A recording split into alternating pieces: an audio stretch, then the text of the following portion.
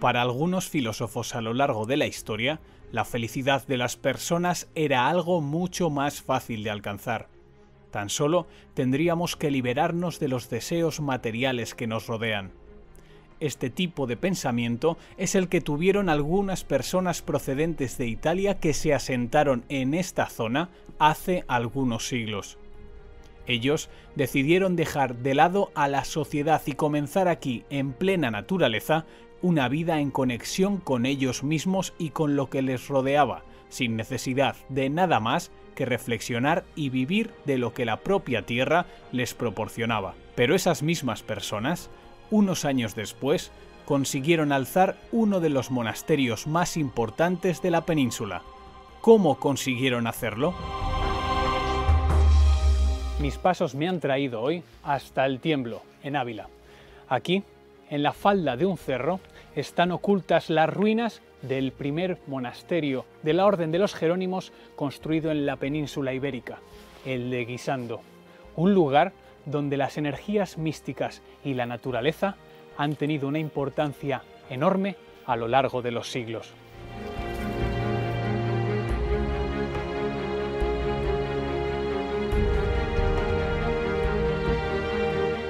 El monasterio de Guisando es uno de los primeros monasterios fundados por los jerónimos en España.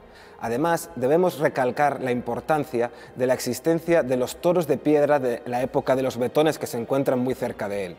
Los betones sabemos que son adoradores de la naturaleza y no sabemos si esta zona sería algo como un templo, un dominio o algo parecido. El Cerro de Guisando ha sido paciente testigo de la historia de nuestro país.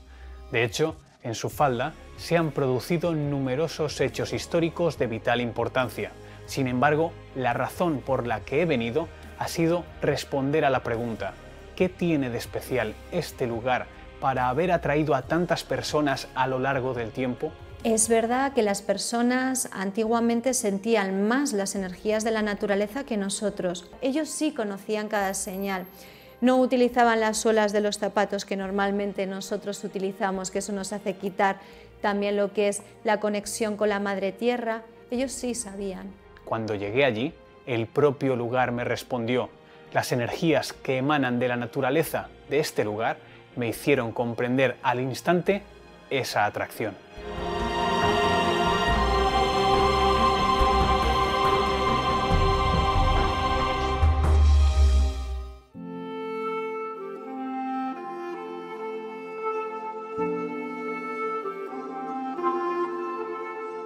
El enclave principal que me ha traído hasta aquí es el monasterio de San Jerónimo de Guisando. En este lugar, la naturaleza se ha unido a lo que en otro tiempo fue un emplazamiento de reposo y de meditación. En este lugar, en medio de la más absoluta nada, los frailes llevaban una vida más cerca de Dios y de su creación. Una ubicación que le da un carácter especial y lo convierte en un remanso de paz y tranquilidad perfecto para la meditación y la oración. La zona del Tiemblo se encuentra en la provincia de Ávila, en la comunidad de Castilla y León, completamente alejada de la civilización, lo que provoca que sea un remanso de paz. Cuentan que esta zona es un lugar propicio para la meditación y el culto. Alejada de toda civilización, los monjes habrían elegido esta zona como el lugar idóneo para conectar de una manera más íntima y directa con Dios. Estos monjes llegaron al cerro en 1353 procedentes de Italia y se asentaron allí debido a la cantidad de energía que les evocaba este lugar. Pues ¿cómo lo podrían reconocer? Pues quizás sería interesante conocer bien la historia o lo que ellos pensaban en aquel tiempo, porque por norma general suelen estar bajo la meditación, es decir, en una conexión total con la naturaleza.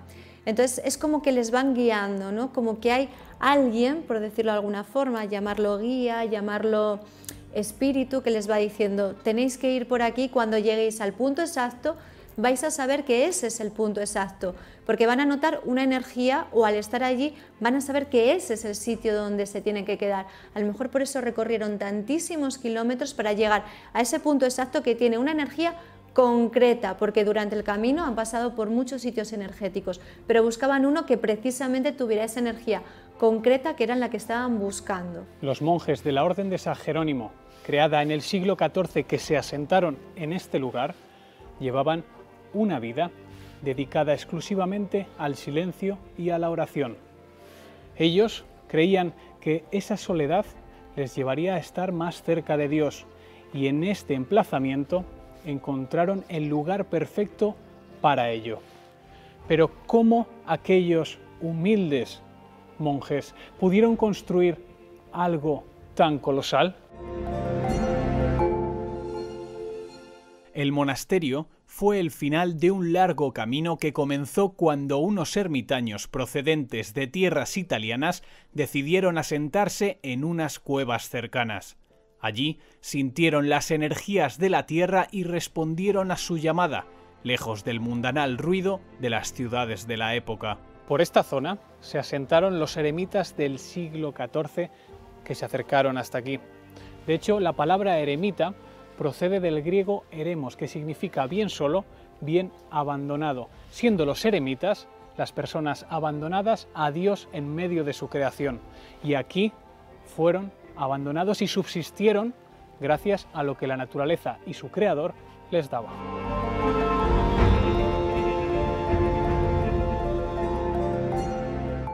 Y lo consiguieron. Conectaron con el lugar y sus energías de una manera única. Poco a poco se fueron haciendo más populares y, aunque sus fuerzas flaquearon, de pronto comenzaron a hacerse más y más importantes. ¿Pero qué les ocurrió? ¿Tendría algo que ver con este emplazamiento? Y es que este lugar es mágico. Ahora mismo me encuentro en la ermita de San Miguel, construida en la parte superior de la ladera donde están las cuevas en las que vivieron aquellos eremitas. En este lugar se ha vivido tanta adoración por Dios y también por la naturaleza que ésta se ha encargado de protegerla a lo largo del tiempo con mucho mimo. Pero estos eremitas no fueron las primeras personas que vivieron aquí. Y con esos primeros moradores que albergan tantas incógnitas comienzo mi investigación. Ellos, no sabemos a ciencia cierta quién, dejaron aquí para la posteridad 4 estatuas con formas de toros. 4 esculturas que han sobrevivido al paso del tiempo, conservando su forma más básica y resistiendo a temporales y siglos. Para intentar desentrañar algunos de los misterios que los rodean, voy a hablar con Julián, a ver si puedo sacar algo en claro. Julián, esta zona históricamente lleva poblada desde hace muchos siglos, pero ¿quiénes fueron los primeros pobladores de este lugar? Inicialmente, bueno, nosotros estamos aquí en la falda del Cerro de Guisando, en la primera estribación de Gredos. Aquí detrás hay un arroyo que se llama el arroyo Tórtolas, que desemboca en el río Alberche. Y en el valle del Alberche encontraron restos de yacimientos neolíticos. Además, sabemos también que en el arroyo Tórtolas hay unos yacimientos de la Edad del Hierro, con lo cual, pues seguramente desde muy antiguo. Pero bueno, ahora mismo estamos delante de los toros de Guisando y aquí ya nos vamos a época de los celtas. Estamos hablando de unos 600 años, 600, 400 años antes de Cristo. ¿Qué son estas figuras? Tenemos idea y sabemos también que los 4 toros están adornados, enjaezados para algún tipo de rito, con lo cual pueden ser hitos en el camino para que se sepa que estos prados ya son de influencia vetona y además un elemento votivo de ofrenda a sus dioses. Esto en época vetona. Pero claro, luego llegan aquí los romanos, conquistan toda Hispania y a los vetones, a los guerreros vetones, les enrolan en las legiones romanas. Los vetones, como casi todas las tribus celtas, escribían con runas y demás, pero no tenían escritura como tal. Adoptan el latín cuando son ya romanizados. Escriben por encima de la figura en sí del toro, el toro es más antiguo que la escritura, indicando que esto lo utilizan como cementerio. Es decir, que cambiaron de función, por así decirlo. Seguramente sí. Entonces, en época romana, se utilizan 4 toros para hacer un enterramiento en honor a unos betones ya romanizados. ¿En el mismo emplazamiento en el que se situaron o cambiaron de lugar para ese enterramiento? Tener en cuenta que son piezas muy voluminosas, que lo que vemos es casi la mitad de lo que hay, ¿vale? Enterrado hay bastante basa.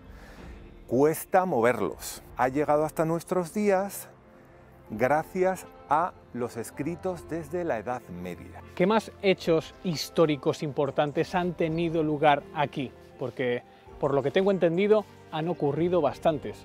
Aquí se trata y se consigue poner fin a una guerra civil tácita que existía en Castilla en el siglo XV, entre los partidarios de Enrique IV y los partidarios de Isabel la Católica. Aquí firman ese acuerdo por el cual Isabel pasa a ser legítima heredera del trono de Castilla por delante de la hija de Enrique IV, que era Juana.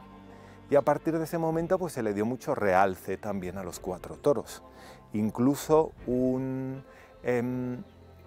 confesor de la reina Isabel, Rodríguez de Almela, manda hacer unos moldes de los 4 toros con mucha ilusión y dándole rienda suelta a la imaginación de lo que ponían el resto de las inscripciones. Por lo que me cuentas, estamos en un lugar muy especial y de hecho, entre estas montañas existe un lugar único, ¿no? El monasterio de Guisando. Un lugar muy especial que inicialmente eran pues una casa de labor de una señora con unas cuevas encima, unas cuevas donde sí hicieron vida eremítica, pero incluso antes de que llegaran los 4 eremitas italianos, de los que luego hablaremos, que son los que un poco ponen la semilla y los que fundan la congregación que había aquí de Jerónimos, hay testimonios de vida eremítica aquí en Guisando. Bueno, Julián, antes de continuar mi investigación en dirección al monasterio, quiero quedarme aquí para poder empaparme un poco más de la historia que han vivido estos toros de Guisando. Nos vemos después en el monasterio, ¿te parece bien? Fenomenal, fenomenal. Pues te dejo aquí en un lugar mágico que ya verás que tiene muchísima energía.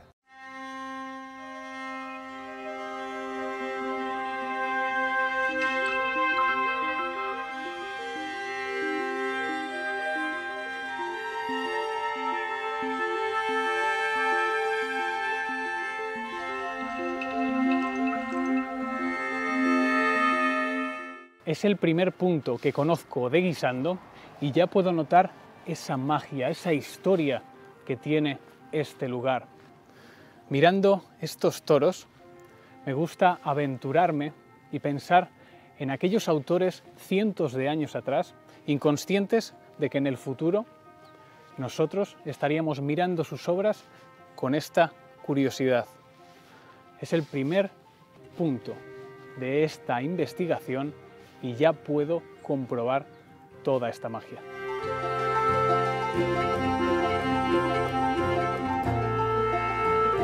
Me adentro en la senda en primer lugar en dirección a conocer las cuevas en las que habitaron los precursores de los que fueron habitantes del monasterio. De camino hacia el lugar, puedo entender las razones por las cuales los primeros pobladores vinieron hasta aquí. Y es que la conexión con la naturaleza es total y la tranquilidad que se respira en el ambiente también. Lo que está claro es que aquí todo se siente de otra manera.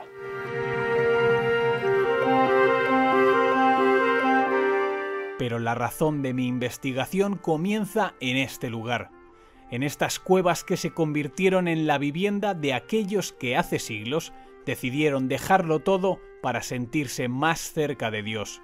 Pero ¿por qué elegir este lugar? ¿Qué lo hace tan especial? Esa es la pregunta que ronda mi cabeza y que me ha traído hasta aquí. Como tantas personas han podido venir a vivir a la misma zona tan apartada a lo largo del tiempo. Esa y otra cuestión, cómo aquellos humildes hombres consiguieron construir un monasterio tan colosal. Para poder responder a esta y otras preguntas, voy a hablar con Alberto en una de estas cuevas. ¿En qué lugar nos encontramos ahora mismo? Pues estamos en la cueva de San Patricio. Ese es el último nombre que tuvo, porque primero estuvo consagrada a Belén y luego a la Virgen de la Cueva. Por fin se consagró a San Patricio y se la conoce como la cueva de San Patricio, que es la cueva central de la Laura del Cerro de Guisando. ¿Cuál es el origen del asentamiento que tuvo lugar aquí en otros tiempos? Pues mira, es una cosa muy curiosa, porque a 4 eremitas italianos les dicen que en España va a pasar algo con el Espíritu Santo, ¿no? Que se va a manifestar, y que busquen el lugar donde va a pasar eso con el Espíritu Santo. Ellos entran por la zona catalana, por los Pirineos catalanes, y atraviesan la península en dirección suroeste y no paran hasta llegar aquí.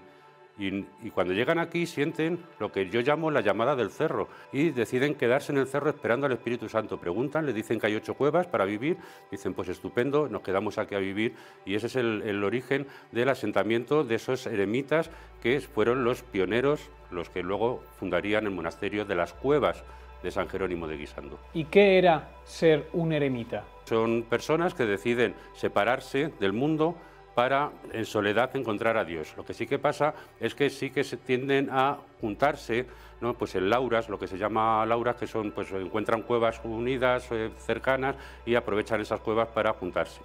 O sea que recorrieron cientos y cientos de kilómetros hasta que encontraron como una energía especial aquí, como ya lo hicieron en otro tiempo otras tribus, ¿no? Claro, igual que hicieron los betones, ellos sintieron esa llamada del cerro, y hasta que no llegan aquí y ven este cerro, no dicen he llegado al sitio. Cuando ya se asentaron aquí, ¿cómo era su día a día? Porque eran tiempos muy duros, ¿no?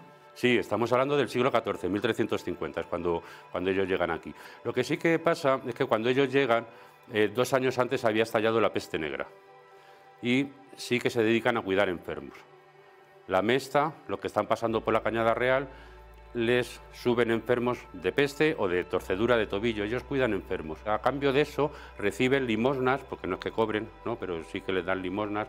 La gente de la Mesta, pues eso, en forma de pan o en forma de otros alimentos, con lo cual consiguen subsistir más o menos con esa relación especial que tienen con los ganaderos que pasan por la Cañada Real. A mayores de esa subsistencia también respetaban mucho la naturaleza, ¿no? Ellos vienen aquí y entienden perfectamente que la naturaleza, Dios a través de la naturaleza es quien les está dando de comer, ¿no? Porque ellos comen, pues eso, lo que Dios proveerá, ¿no? Y Dios provee a través de la naturaleza sus alimentos. Entonces tienen un respeto enorme por la naturaleza, y eso lo conservarían siempre, ¿no? Porque respetarían muchísimo el monte, y en el libro de costumbres del monasterio se especifica que no se puede cortar un solo árbol que se vea desde el monasterio, ¿no? Para que nos hagamos una idea de la importancia que tiene la naturaleza para el monasterio, para los eremitas.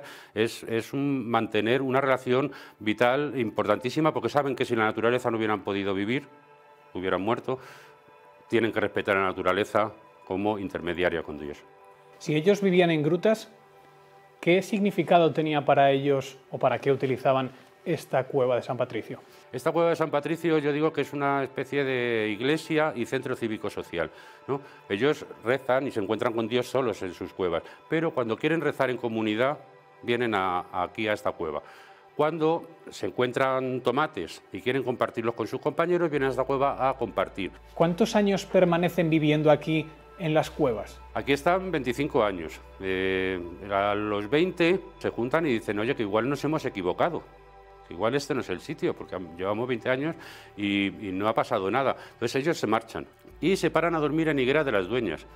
Y allí, cuando se despiertan, los 4 se cuentan que han tenido el mismo sueño, que es que la Virgen María se les ha aparecido y les ha dicho, ¿por qué habéis perdido la fe? Volved, no os preocupéis, que Dios proveerá y que pronto se os hará un monasterio. Claro, un sueño compartido así hace que vuelvan a ocupar otra vez las cuevas. El pueblo les da ese título de los Beatos de Guisando porque son gente buena que está buscando a Dios, que cuida enfermos y que lo único que se les preocupa es eso, encontrarse con Dios.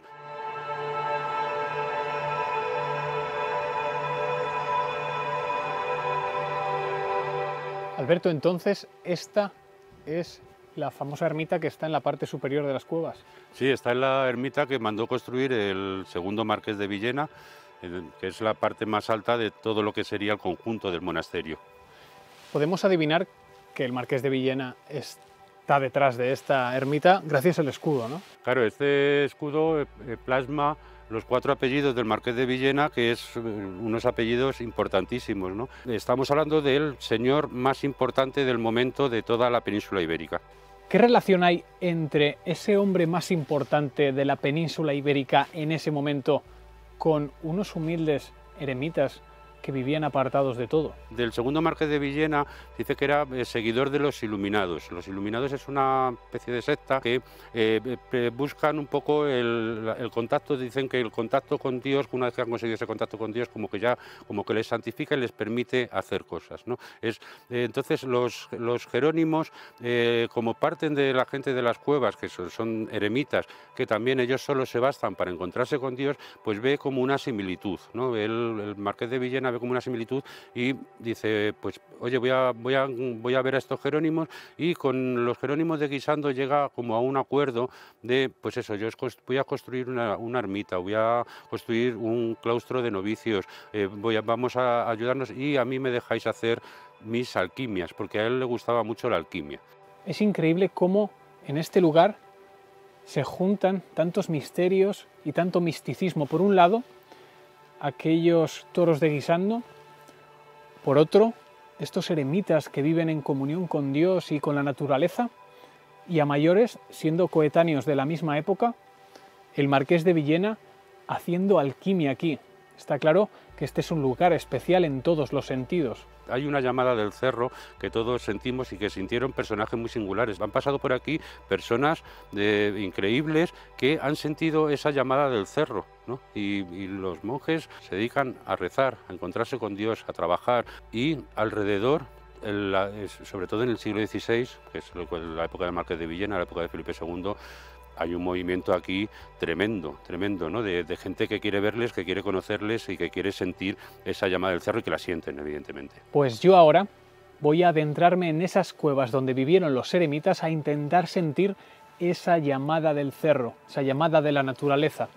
Pero antes quiero agradecerte toda la información que me has proporcionado sobre esos eremitas y esta ermita del Marqués de Villena. Muchas gracias por todo.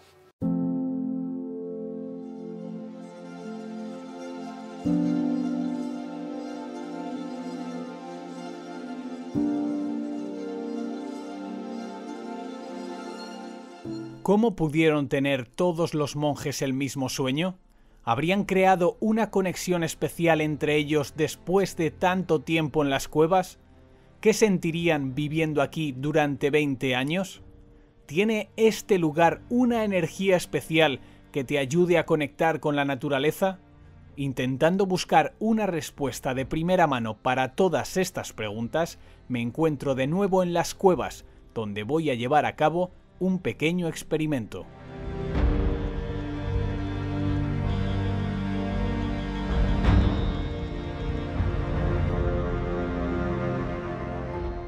He decidido adentrarme en una de las cuevas en las que vivieron los eremitas durante 20 años. El pensar simplemente que una persona pueda vivir 20 años de su vida aquí ya me pone los pelos de punta. Ellos solían pasarse el día meditando, orando, intentando conectar con la naturaleza y con Dios. Y el vivir esas sensaciones es la razón por la que me he venido hasta aquí. Quiero meditar como hacían ellos, quiero tener esas mismas sensaciones, poder decir que estoy en comunión con la propia naturaleza. Para ello voy a pasarme media hora aquí meditando. Voy a empezar ahora mismo.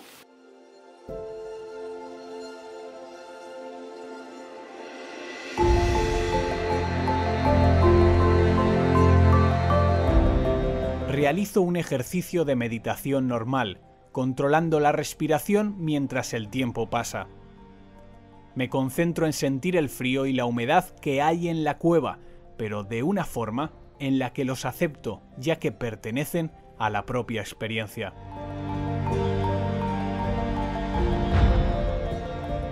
Al cabo de un rato, me empiezo a dar cuenta de lo duro que podía llegar a ser pasar un invierno aquí y la importancia de la fe para luchar contra toda adversidad que tuvieron los hombres que se asentaron en este lugar. Y con estas reflexiones pasa esa media hora.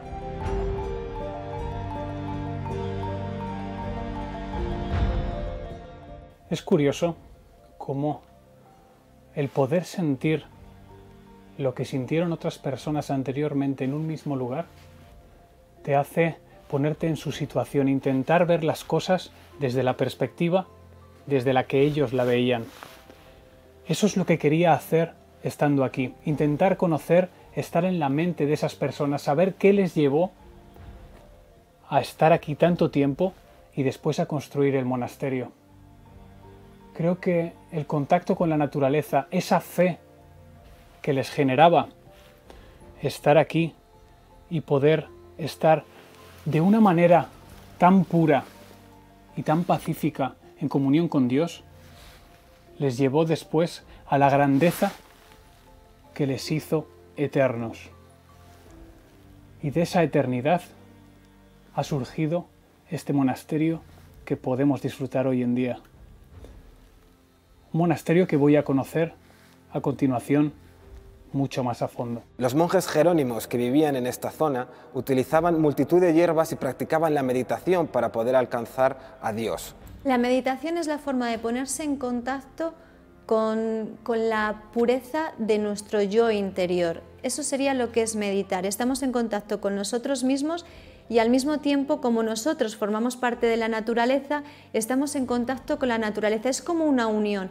Es como si nosotros nos ponemos energéticamente y van saliendo hilos y nos va a poner en contacto con todo lo que hay a nuestro alrededor, desde el universo a los animales, las plantas, incluso la madre tierra.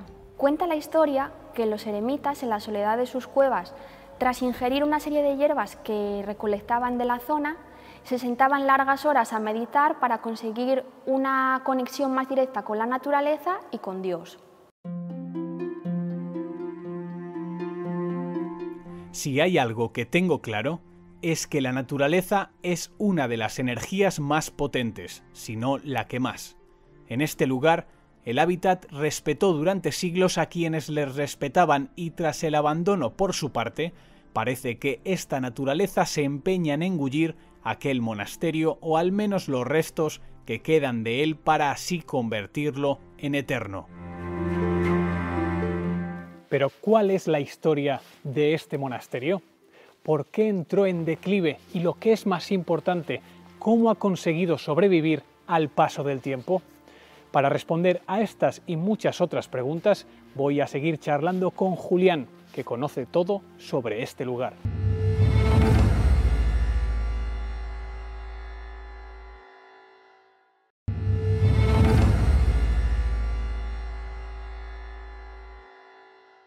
Me estaba preguntando, ¿cómo fueron los inicios de este monasterio? Una vez que se funda la Orden de San Jerónimo, una de las principales personas que se le juntan a estos italianos es Alonso Rodríguez de Viedma, que a la postre fue el primer prior del monasterio y que tenía de especial que era constructor. Entonces aprovechan para hacer un pequeño monasterio de estilo rural, con un solo claustro.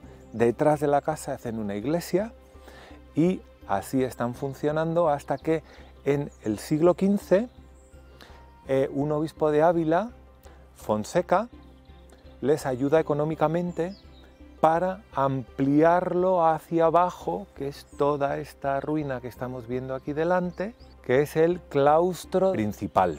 Lo que más curioso me parece es ver cómo con el tiempo aquellos eremitas humildes pasan a tener tanto poder en la sociedad de aquel entonces, pero mantienen la esencia de su contacto con la naturaleza, con Dios, y más en lugares así, ¿no? Ellos también tenían unas reglas muy estrictas en ese aspecto. No hay ningún jerónimo hasta el siglo XX que haya sido beatificado.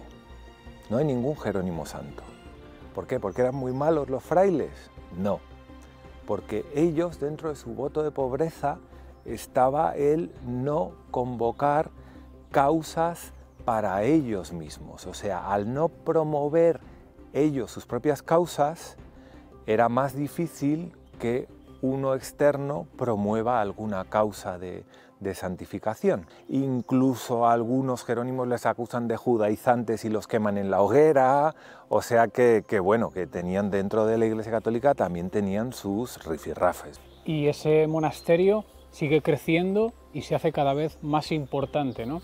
Efectivamente, después de que Fonseca les ayuda a construir el claustro principal, en 1505, en el siglo XVI, desgraciadamente hay otro incendio que les quema su primer claustro y la iglesia. Posteriormente ya Felipe II, en tiempos de Felipe II, Pedro de Tolosa les rehace una iglesia pues como el doble en volumen de la iglesia inicial que ellos tenían, cuyas ruinas podemos contemplar aquí.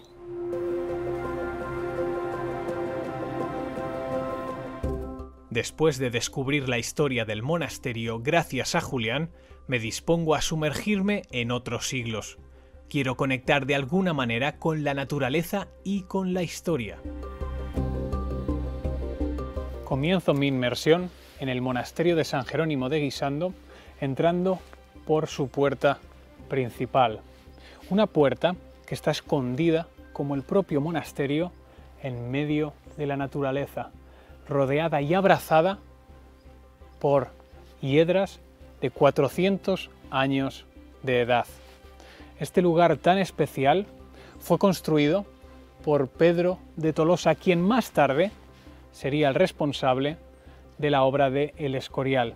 En un lugar donde hay tanta historia, pero también tanto misticismo con la naturaleza, voy a intentar sentir la paz y la tranquilidad de otros tiempos.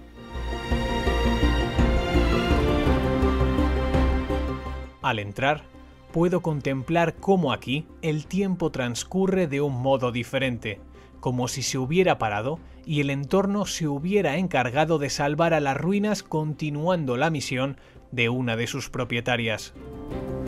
La marquesa de Castañiza, cuando adquirió este monasterio a finales del siglo XIX, principios del siglo XX, quiso conservar toda la esencia que tenía el lugar con la naturaleza y para ello construyó una serie de jardines románticos y estos dibujos de Boj. Así consiguió, de alguna manera, respetar y agradecer a esa madre naturaleza por haber conservado durante tantos siglos y tantos desastres este monasterio. El gran misterio que me planteo es cómo el cerro ha cuidado de este lugar durante estos años y tras tantos desastres como ha llegado a sufrir. Además, en su interior puedo encontrar huellas de aquellas catástrofes. El lugar en el que me encuentro anteriormente fueron las cocinas de los monjes. Siglos después, a finales del XIX, principios del siglo XX, se convirtieron en las cocinas de la marquesa de Castañiza. En ellas todavía podemos encontrar esos calentadores, esos fogones, esa cocina de leña de la época. También podemos ver que son restos de aquel trágico y último incendio que ha sufrido este lugar. Esa desgracia sucedió en el año 1979 y en pequeños enclaves de todo el monasterio como este podemos ver la destrucción que causó.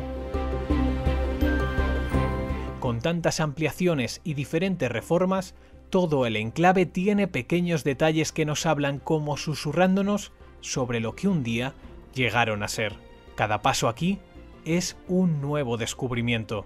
Este fue el primer claustro original que tuvo el monasterio. Posteriormente, gracias al obispo Fonseca, el obispo de Ávila, se amplió a otro claustro principal, sobreviviendo este durante un tiempo hasta el año 1505, en el cual se quemó todo esto. Claro, en ese momento todo se destruyó, pero los monjes recibieron apoyo por parte del marqués de Villena, que reformó este lugar a cambio de dejar esa puerta todavía intacta, cambiándolo con el escudo de su familia. Este lugar me parece apasionante por dos razones. La primera, porque fue por así decirlo, la piedra sobre la que se construyó el monasterio de San Jerónimo de Guisando, y en segundo lugar porque esa puerta me parece todo un símbolo que representa lo que representa este monasterio, que es esa persistencia y ese sobrevivir a través del tiempo. A los pocos pasos de aquel claustro, para mi sorpresa, encuentro una de las estancias más emblemáticas de cualquier monasterio. Este era el antiguo refectorio del monasterio. Aquí es donde se reunían los monjes a comer, en completo silencio, respirando la paz y la tranquilidad del ambiente en aquella época. Mientras comían, y esto es algo que me parece muy curioso, los monjes tenían a un compañero leyendo la Biblia mientras ellos en silencio, sentados, continuaban engullendo los alimentos. También hay algo de lo que me gustaría hablar y son estas vigas que hay aquí. Viendo el tamaño, y ya no solo eso, sino la composición de las mismas, porque al final son solo maderas, podemos observar cómo esa historia que ha habido en este lugar y que todavía se mantiene está reflejada en cada una de ellas. Aquí todavía se respira esa paz del monasterio, esa paz y tranquilidad de otros tiempos. Llego ya al final de mi ruta fascinado por cada detalle y cada misterio que he podido descubrir. Me encuentro en el único tramo del claustro superior que se conserva en pie. Aquí, en otros tiempos, los frailes caminaban en las diferentes direcciones para llegar a las estancias que tenía el monasterio. Sin embargo, con el tiempo cambió de función y cuando la marquesa lo adquirió, se convirtió en su comedor. Lamentablemente, todo esto se perdió pasto de las llamas, pero me cabe la esperanza de que en un futuro cercano todo esto se restaurará, llegando a tener la grandeza que tuvo en su momento.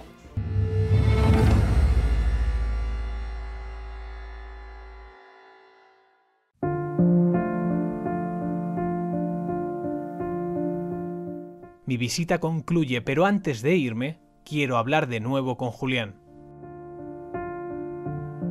¿Y ese declive del monasterio, en qué momento se llega a gestar? Exclaustran a los frailes jerónimos de Guisando.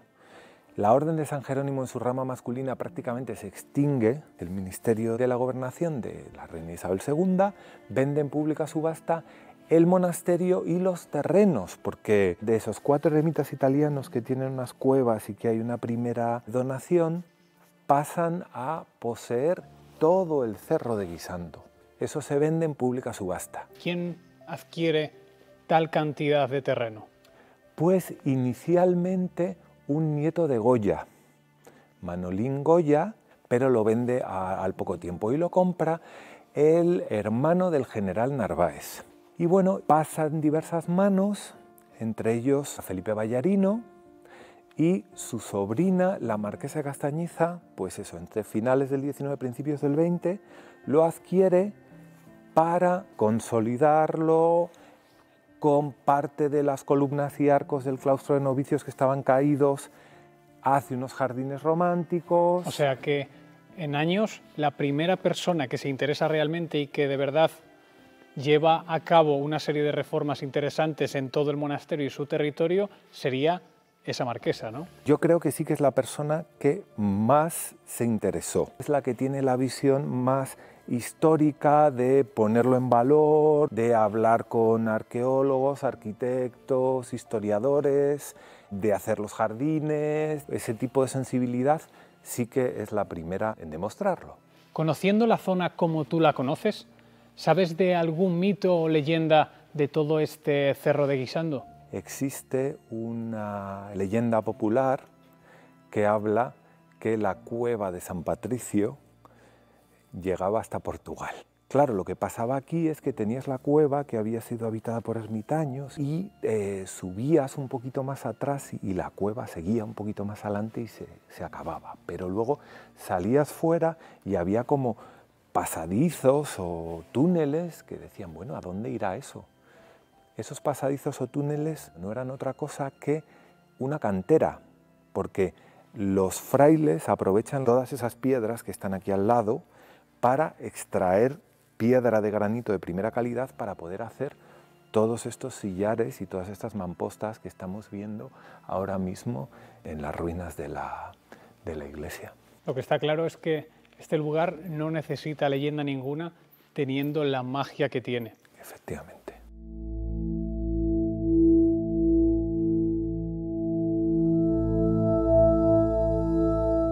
Cuando cae la noche, el monasterio cierra sus puertas al público. Sin embargo, estando en un lugar como este, quiero aprovechar estos momentos para saber qué se siente en los alrededores del cerro. Como he podido comprobar a lo largo del día, las energías positivas que perduran aquí después de todo este tiempo son muy fuertes y creo que en estos instantes en los que el sol ya se ha puesto, podré percibirlas mejor. La sensación que tengo en estos momentos al estar aquí tiene que ser muy parecida a la que tenían aquellas personas hace siglos atrás. La paz que se vive en este lugar, lejos de los núcleos de población, hace que entienda de verdad el por qué decidieron asentarse en este cerro. Es como si a estas horas del día sintiéramos de verdad su llamada. Es increíble el poder casi palpar estas energías positivas. Lo cierto es que todo este cerro de Guisando tiene el alma de un lugar único, y a cada segundo que paso aquí, tengo más claro el por qué se asentaron aquellos eremitas. Si tuviera que definir con una palabra cómo me estoy sintiendo ahora, esa palabra sería felicidad. Con cada paso que doy, siento cómo voy conectando con estas plantas, con los árboles, con toda la vida que brota a mi alrededor. Y esa conexión hace que la naturaleza me esté llamando, que me invite a quedarme con ella.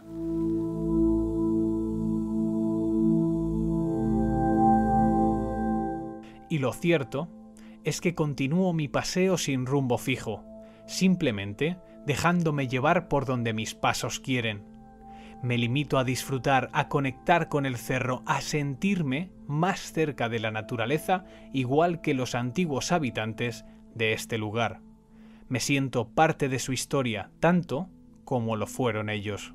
Durante mi investigación en el monasterio de San Jerónimo de Guisando y sus alrededores, he podido comprobar de primera mano el magnífico poder que tiene el mundo que nos rodea, pero también esa conexión que hemos perdido con él.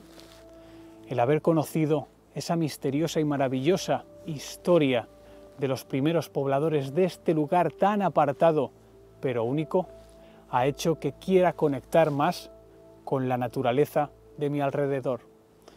Y así lo he hecho en este viaje de autoconocimiento.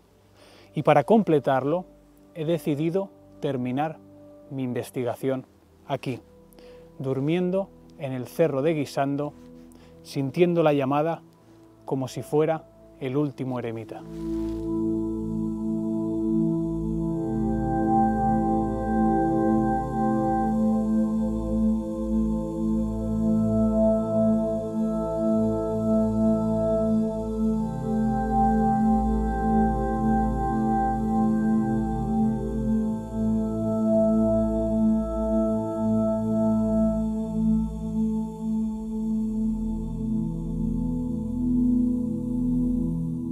Nunca había sentido las energías de la naturaleza tan fuertes como lo he hecho aquí, en Guisando y en el monasterio de San Jerónimo. Además, el haber conocido esas cuevas donde durante más de 20 años vivieron aquellos eremitas en condiciones casi infrahumanas, me hizo valorar mucho más todo lo que me rodea. Creo que la sensación que he podido vivir durante mi investigación aquí es algo necesario para todas las personas, ya que nos conecta con el lugar de donde venimos. Y eso nos hace tener mucho más claro, al final, a dónde vamos.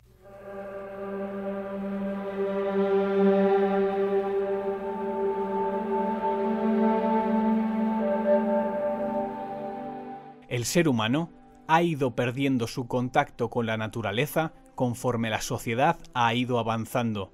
Afortunadamente, a día de hoy, podemos ser testigos todavía de lugares como este monasterio de San Jerónimo de Guisando, en el que esas energías primigenias que atrajeron a diferentes poblaciones durante varios siglos, pusieron de manifiesto la magia y el encanto de todo este cerro y sus alrededores.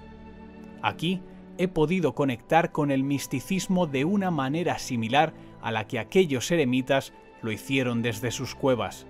También he podido comprobar el poder de aquella fe que los llevó a alcanzar una grandeza tan humilde que les ha hecho eternos en este monasterio que perdurará para siempre en mi recuerdo.